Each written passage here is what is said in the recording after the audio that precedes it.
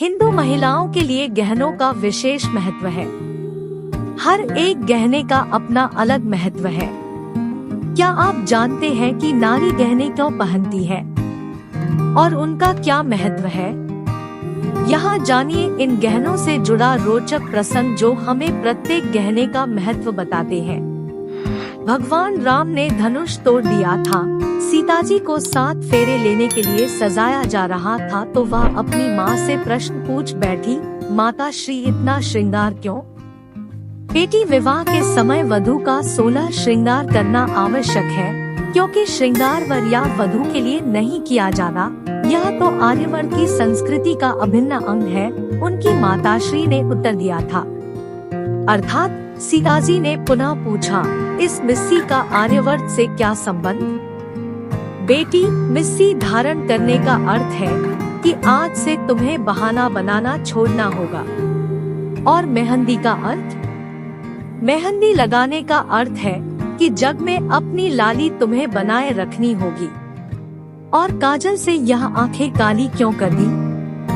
बेटी, काजल लगाने का अर्थ है कि शील का जल आंखों में हमेशा धारण करना होगा। अब से तुम्हें बिंदिया लगाने का अर्थ माताश्री? बिंदी का अर्थ है कि आज से तुम्हें शरारत को तिलांजलि देनी होगी और सूर्य की तरह प्रकाशमान रहना होगा। यह नथ क्यों? नथ का अर्थ है कि मन की नथ, यानी किसी की बुराई आज के बाद नहीं करोगी, मन पर लगाम लगाना होगा। और यह टीका? पुत्री, टीका यश का प्रतीक है। तुम्हें ऐसा कोई कर्म नहीं करना है जिससे पिता या पति का घर कलंकित हो, क्योंकि अब तुम 2 घरों की प्रतिष्ठा हो। और यह बंधनी क्यों? बेटी, बंधनी का अर्थ है कि पति, सास, ससुर आदि की सेवा करनी होगी। पति का अर्थ? पति का अर्थ है कि अपनी पत यानी लाज को बनाए रखना है। लाज ही स्त्री का वास्तविक गहना होता है। कर्णफूल क्यों? हे सीते, कर्णफूल का अर्थ है कि दूसरों की प्रशंसा सुनकर हमेशा प्रसन्न रहना होगा। और इस हंसली से क्या तात्पर्य है? हंसली का अर्थ है कि हमेशा हंसमुख रहना होगा, सुख ही नहीं दुख में भी धैर्य से काम लेना। मोहनमाला क्यों?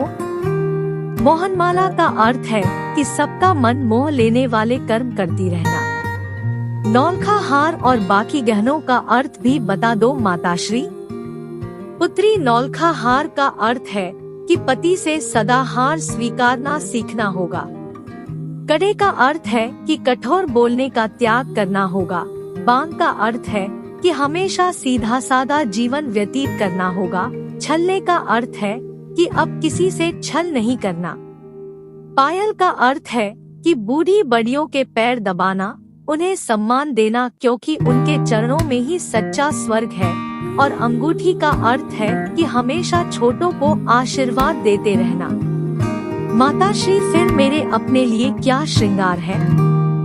बेटी, आज के बाद तुम्हारा तो कोई अस्तित्व इस दुनिया में है ही नहीं। तुम तो अब से पति की परछाई हो, हमेशा उनके सुख दुख में साथ रहना, वही तेरा श्रृंगार है। और उनके आधे शरीर को तुम्हारी परछाई ही पूरा करेगी। हे राम, कहते हुए सीता जी मुस्कुरा दी। शायद इसलिए कि शादी के बाद पति का नाम भी मुख से नहीं ले सकेंगी, क्योंकि अर्धांगिनी होने से कोई स्वयं अपना नाम लेगा तो लोग क्या कहेंगे।